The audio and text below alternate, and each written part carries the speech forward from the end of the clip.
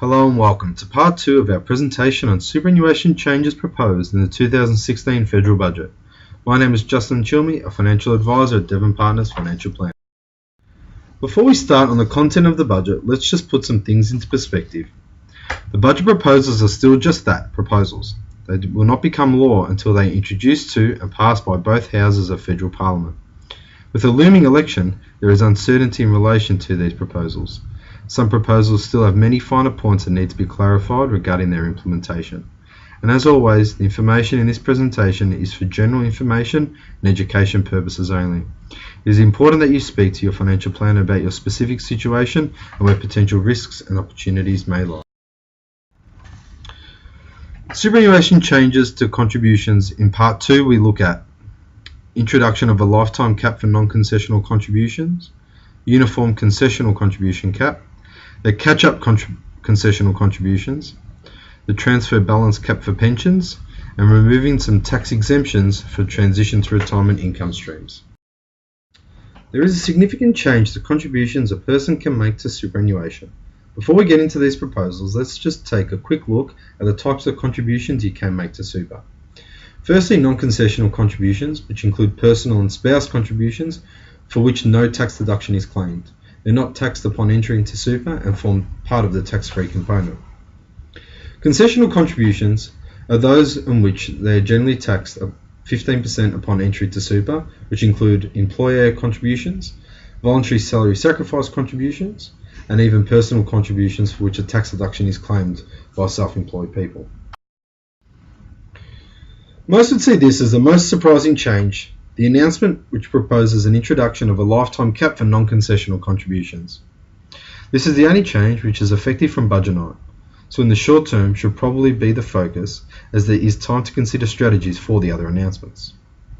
In addition to being effective from budget night, it applies to all non-concessional contributions made since the 1st of July 2007, as this was the commencement date of the current simple super system, so it is effectively a retrospective measure.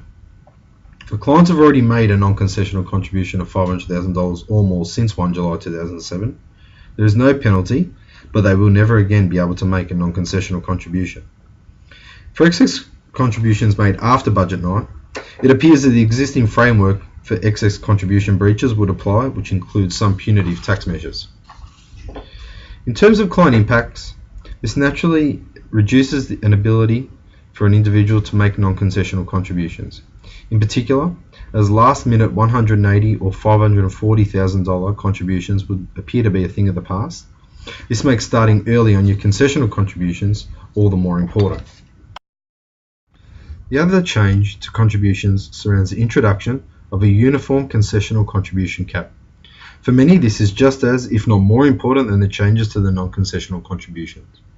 Proposed to take effect from 1 July 2017, this concessional cap will be reduced to $25,000 per financial year regardless of age. This current financial year and the next financial year 2016-17, the higher caps will remain in place. Naturally, this significantly reduces the ability to make concessional contributions after the 1st of July 2017. This is particularly relevant to those over 50 who may have been planning to significantly increase contributions in the run home to retirement. Again, this increases the importance of starting early, and for the 2015-16 and 2016-17 financial years, it is time to make the most of it while you can.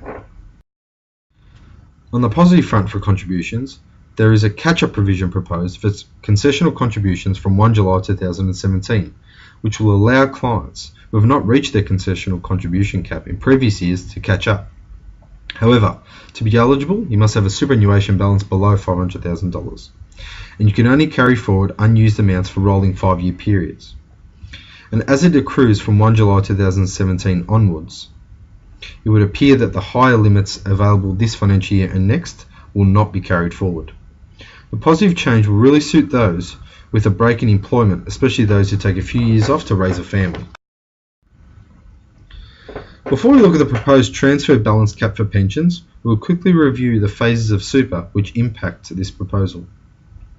Firstly, you have the accumulation phase. For most, this is a period while we are working and accumulating superannuation.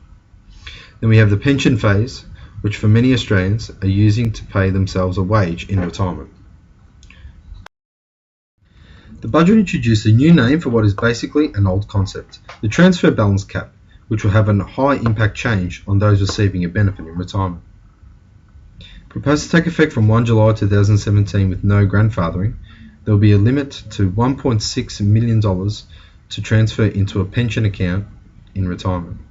The operation appears quite complicated, but with your pension assets of greater than $1.6 million, action must be taken for existing pensioners before the 1st July 2017 also. Aside from the action which needs to be taken to stay under the cap, it will appear to remain a tax-effective retirement income strategy for those with balances above this limit. What could be a big strategy impact? Transition to retirement pensions have not been banned. The proposal, again with no grandfathering, will introduce 15% tax on earnings on transition to retirement pension earnings compared to the 0% currently. This does not change the tax treatment on pension payments. Whilst it reduces the appeal of transition to retirement pensions, it would still appear to remain a tax-effective superannuation savings strategy. Thanks for listening to part 2 of our federal budget update on superannuation changes. We trust you found this information useful. If you've not already, look for part 1 that addresses the other superannuation proposals from the federal budget.